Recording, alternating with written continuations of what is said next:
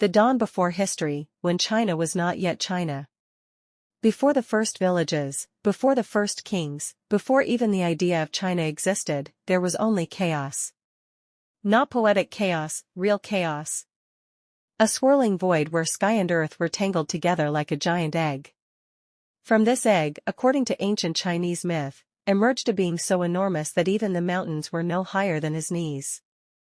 His name was Pangu, and his first breath became the wind. His eyes opened, and their light became the sun and the moon. His voice shook the heavens, separating sky from earth, and for 18,000 years, Pangu grew taller and taller, pushing the heaven upward with his head and pressing the earth down with his feet so the world would never collapse back into chaos. When he died, his breath became clouds, his body mountains, his veins the great rivers, his bones the minerals, and his blood the seas.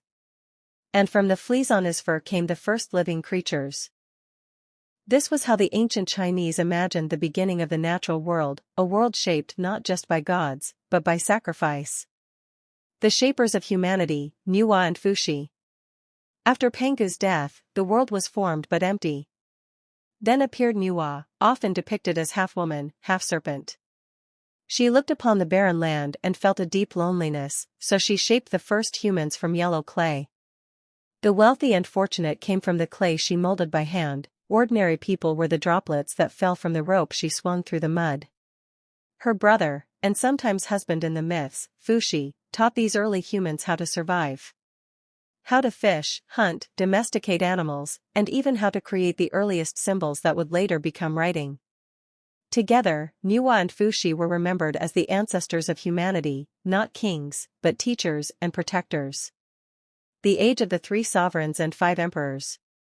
Long before the first dynasty, China imagined a golden age when great sages ruled not through force but through virtue. These were not emperors in the later sense, they were culture heroes, inventors, and moral examples. The Yellow Emperor, Huangdi. Among them, none was more legendary than the Yellow Emperor. He lived in a time when tribes fought endlessly across the plains of northern China.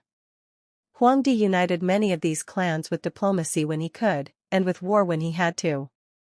His greatest rival was the fierce warlord Qiyu, described in some legends as a bronze-headed, beast-like giant who breathed thick fog on the battlefield.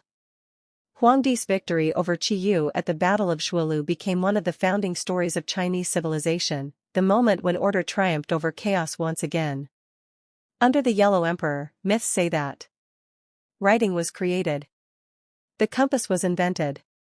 Houses, carts, and boats appeared. Medicine, especially acupuncture, was discovered.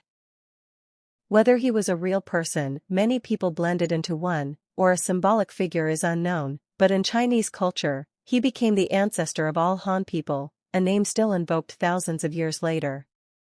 Yao, Shun, and Yu, the ideal rulers. After the Yellow Emperor came rulers like Yao and Shun, remembered not for conquest but for moral purity. Their stories were meant to show what leadership should look like. When Yao grew old, instead of giving the throne to his own son, he chose Shun, a man known for kindness, patience, and wisdom. And after Shun came Yu, whose name is tied to one of the greatest feats in early legend, controlling the floods. For years, colossal floods ravaged the land. Many tried to stop them by building walls, but Yu did something revolutionary, he redirected the water instead of fighting it. He worked for 13 years, passing his own house 3 times without entering, because duty came first. This made him a hero immortalized in Chinese memory, Yu the Great, who later founded the legendary Xia dynasty. The transition from myth to history. With Yu the Great, China begins to move from the realm of myth into something resembling recorded history. This is where historians debate fiercely. Did the Xia dynasty actually exist? Were these stories symbolic, simplified, or exaggerated? When do we cross the line from legend to archaeology? But regardless of the debates, the Xia dynasty marks the beginning of China's dynastic cycle, the long rhythm of birth, rise, decline, and collapse that would repeat for thousands of years.